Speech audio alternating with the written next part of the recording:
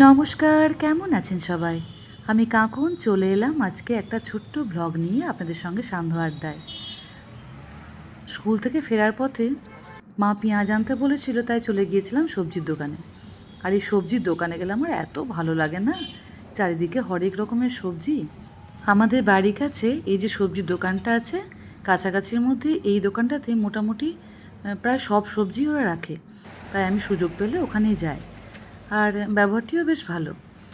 টুকিটাকি অনেক সবজি সেদিন কিনে ফেললাম। দুদিন পরে হয়তো বাজার যেতেই হতো, তাই দেখলাম দরকার নেই, আজকেই সেরে ফেলি। পেঁপে, বরবটি, বিনস, টমেটো, লাউ, লাল শাক, আরও কয়েকটা কিনেছিলাম। তো যাই হোক, চলে এলাম।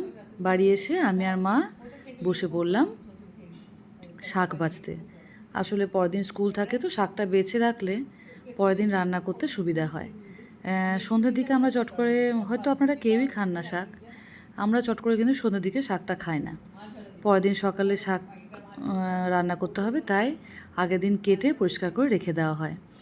আর আমাদের যে কাজে দিদি আছে, হেল্পার, সেও বাকি সবজিগুলো ধুয়ে টুয়ে রাখলো। আর মা তখন মন খুলে গল্প শুরু করেছে মাসিমণির সঙ্গে। মাসিমণি আমাদের পাশেই থাকে, প্রায় প্রত্যেক দিনই চলে আসে আমাদের বাড়ি, তাই বিকেলের আড্ডাটা বেশ জমজমাটি হয়। চায়ের কাপ নিয়ে যে যার মতো মন খুলে গল্প হয়, এবং এটা যদি দু একদিন না হয় না, তাহলে কিন্তু আমরা খুব মিস করি গল্পটা।